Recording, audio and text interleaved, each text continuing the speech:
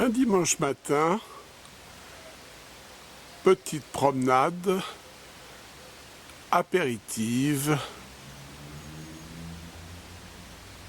dans des expositions de nuages verts. Petite promenade express. Il fait beau.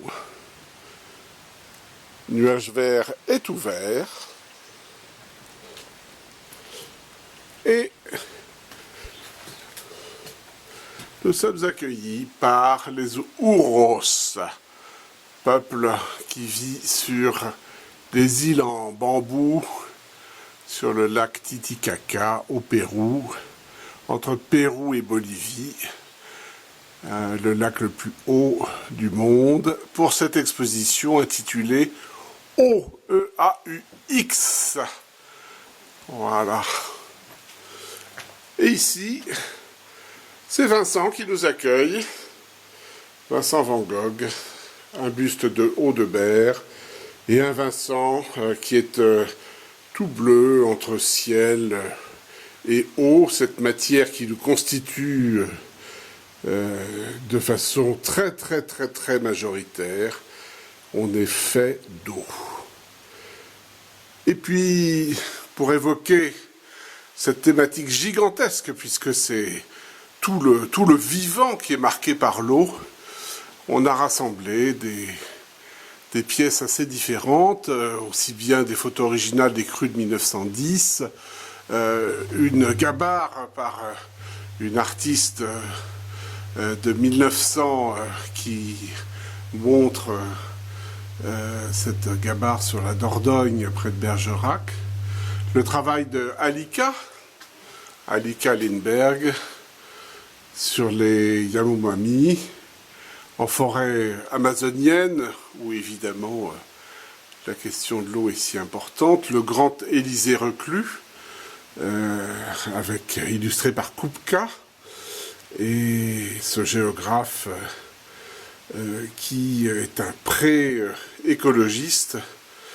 Et là, vous avez un tome original de L'Homme et la Terre. Dans le tome 6, il parle de la notion de régret par rapport au progrès.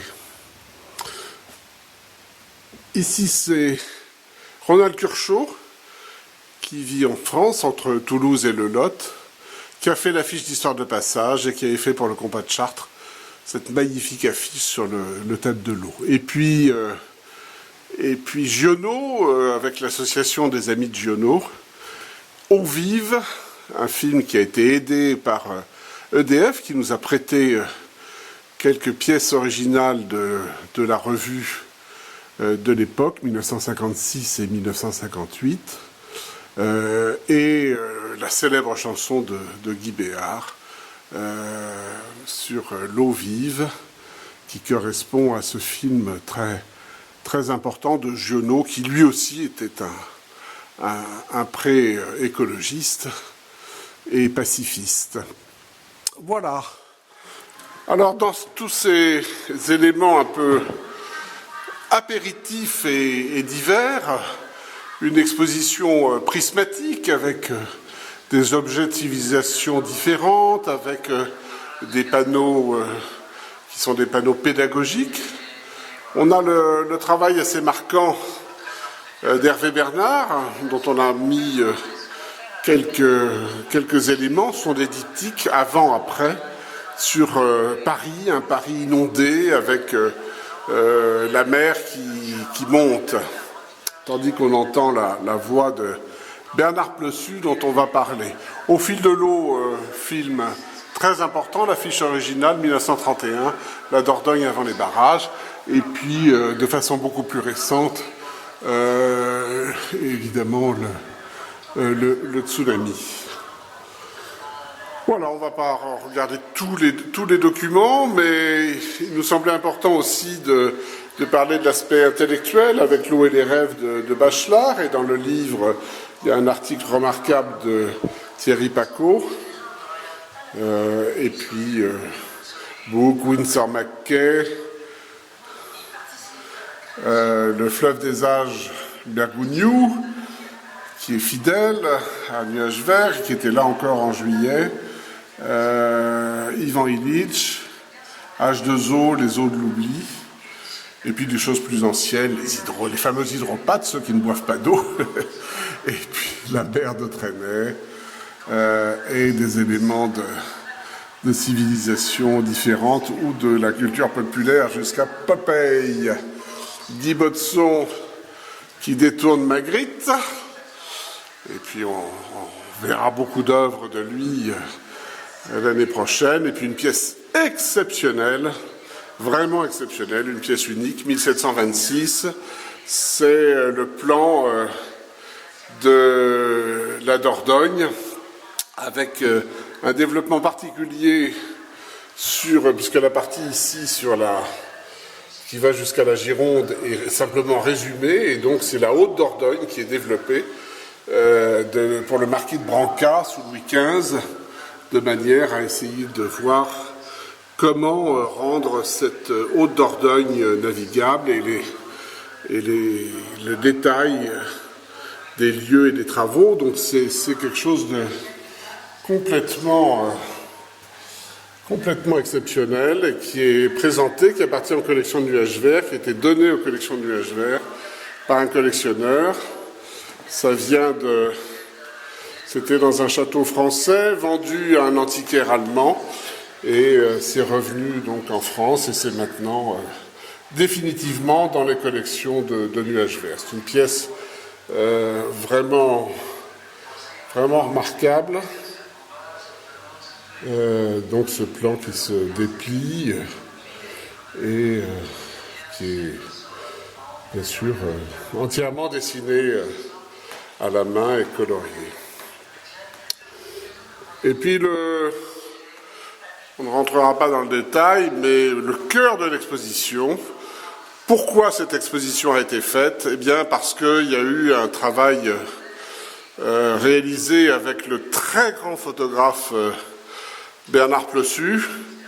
Bernard Plessus a été extrêmement généreux et a permis qu'on puisse exposer ces tirages qu'il a choisis sur l'ensemble de sa carrière depuis les années 60. Et ces tirages donc sont exposés et seront conservés à Nuages Verts de manière à avoir des actions pédagogiques vis-à-vis du public jeune ou moins jeune. Donc c'est un acte extrêmement généreux, et évidemment c'est très marquant de pouvoir présenter un ensemble aussi fort, aussi remarquable, dans des lieux différents, autour de cette thématique essentielle de l'eau qui a beaucoup marqué Bernard pendant toute sa vie. Donc on est très très très reconnaissant. On voit mon ombre qui se promène dans ces petits films. Voilà. Chaque photo est évidemment datée, on donne le lieu. Et là, c'est juste une petite promenade rapide dans cet ensemble qui est extrêmement fort. C'est un travail très construit. Cette photo-ci est une photo qui fait la couverture également du livre. Elle a été prise à Anvers en 1992. Ça a du sens, ça a vraiment du sens ici à Argentat-sur-Dordogne, dans la ruralité, de présenter des travaux de cette qualité, de montrer ce qu'est l'œuvre d'un photographe, de quelqu'un qui a un regard particulier sur le monde, qui construit une vision du monde, et c'est pas fréquent du tout quand nous sommes noyés d'images de tout et n'importe quoi, qui sont la plupart du temps des images qui n'ont pas été pensées ou qui s'entrechoquent. Voilà un vrai travail, voilà un vrai regard sur des dizaines d'années autour d'une thématique qui est une thématique absolument essentielle, thématique de l'eau, EAUX, que nous n'avons pas voulu traiter de façon pédagogique, que nous avons traité de façon artistique, créative avec le SU et puis à travers un aspect varié, un aspect prismatique pour évoquer différents aspects de ces eaux, là les eaux de la Dordogne, l'eau des villages engloutis par les barrages, et jusqu'à des actualités récentes avec l'état d'alerte en Corrèze, au pied du barrage de Haute-Fage à Argentat.